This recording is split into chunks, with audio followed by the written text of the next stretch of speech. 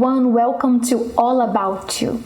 My question to you today is, what is the difference between you and an unbeliever? You who say that you are a Christian, that you are a servant of God.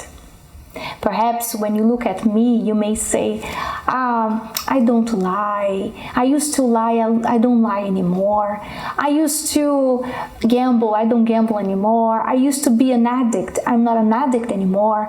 I used to have a bad behavior, but I don't have a bad behavior anymore. I don't shout anymore. But wait a minute, aren't there a lot of good people out there who don't believe in God? Aren't there a lot of even atheists who are nice people? They do a lot of charitable works. They help people out. They do so much, and sometimes they're even willing to sacrifice. Some, they even do sacrifice their lives, their comforts of their homes, and they go to countries, poor countries like Africa and India, and they go there to help people in need. So they have a good character, they don't lie, they don't steal, they have a good behavior, but that doesn't make them a Christian, does it? So what is the difference between those who say they are indeed a servant of God from those who don't believe in Him at all? The difference lies in the sacrifice. Living a life of sacrifice. People who don't believe in God, they might believe in themselves or in nature, so they are not accountable for anything. They don't have to sacrifice their will for anyone. They live their lives as it pleases them. But what surprises me sometimes is to see how people, and even myself, I confess, I've done this before, that it doesn't really matter what people think about me. What matters is what God thinks about me. But sometimes this statement is not true. It's not true. Sometimes this is just a disguise or an excuse for you to do whatever you want and whatever I wanted to do as well. When we want to do things that we want, that are nice, that are pleasant, and that doesn't require sacrifice, that's when we start saying things like that. So there is no sacrifice, but those who do sacrifice their will, God sees them. Not only God, the devil also sees them. And not only the devil, but people as well can see that mark in us. So it's God, the devil, and those who are around us. So what does that mean? How can you have this mark? I'm going to illustrate this with a passage that some of you already know about it, but not everybody knows. So I'm going to summarize for you, which is in Exodus chapter 21. You can read afterwards from verse 1 to verse 6. So you're going to see that talks about the Hebrews and the laws that they used to follow. You know that in those days, a Hebrew would not be a servant of another Hebrew unless there were situations like, for example, they were in debt and they didn't have conditions to pay that debt. So serving another Hebrew would mean that they would be paying their debt through that service that they would do towards their new master. So they would be working for them for a period of about 7 years. And after that, the debt would be paid and they could go free. What happens is that after this 7 years of working there and service, those servants that loved their masters and decided to continue serving their masters, not only for 7 more years, 1 more year, 10 more years, but forever, they would have a mark done in their year, on their year. They will have a mark. They will be taken to the judges and then they will be marked. Their year would be marked. It would be pierced. And everyone would see that. Not only God would see that. If you say that you are a servant of God, for example, not only the master or God, in our case, who say who serve Him, would see this mark, but people would see that as well. So when you say that what matters is what only God thinks about me, it's not really true, because people are seeing you and they have to see that difference in you. So for example, when you are in your workplace, how do people see you? Can they see this mark of sacrifice in you when everybody else, is bad-mouthing someone or they're involved with gossip? What are you doing? Are you involved in this gossip as well?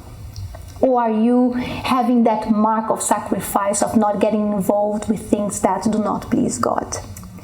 Many people, it's normal, most people, it's normal for them to say those famous white lies or little lies. It's just today, it's normal. But for a true Christian, there is no lie, no little lie, no big lie. And this is a part of our lives of sacrifice. And this is a mark. And people have to see that. Okay, I cannot talk about this with her because she will not get into this. She's not gonna get involved with this. Or what about in your social networks, for example? What have you been posting there? Is it whatever you want to post, what you like, or you doing that to serve God through your social networks? Do you think about God before posting something? Maybe you're not worried about what people think, but what about God? What would God say if He saw whatever you are posting there? When you are there bad-mouthing people or getting involved with confusion with other people, you're gossiping around, talking about celebrities, what would God say? If you are a true servant of God, you'll be worried about that. You have that fear inside of you. When, for example, you say that I want to make a difference for God, I'm going to sacrifice for Him, I'm going to work in the church, and I evangelize, I talk to people about God, and I help, and I do this and I do that, I'm going to make a difference. So you focus a lot of in making a difference, but you are not different. In fact, sometimes people they say they are Christian, but they act worse than many unbelievers.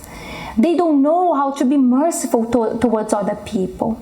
They don't have good eyes towards them. When it comes to the moment of forgiving them, or sometimes even, when you just let some things go, you don't make a big deal out of something because you don't want to get into confusion. But there are people who say, no, she said that to me and he did that to me. I'm not going to take it in and he has to know. I'm going to let him know. So you get in trouble over and over. You don't know how to speak to people. You're not polite, with your words, the way you talk to them. You're too rough sometimes towards people. You have to see how people are seeing you as well. Stop saying that what really matters what God thinks and what really matters what is inside of you, because if what is inside of you comes from God, it has to be seen on the outside. It's your mark. Just like one day the Apostle Paul said that, I carry in my body the marks of Christ. You all know what Christ did for us on that cross. He sacrificed for us in a great way because He loved us to save us. He served God doing His will. He said one day in the Garden of Gethsemane, if it's possible, let this cup pass away from me. However, let your will be done.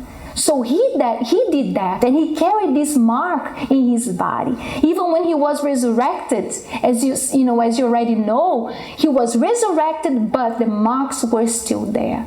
The marks of a servant who denied his own will to do the will of his master. So can people see in the same way that the disciples saw, that the world saw this mark in Him? Can people see this mark in you? So if we want to be different than an unbeliever, it's not enough just to be a good person. A good person will not take you to heaven if you say you believe in heaven.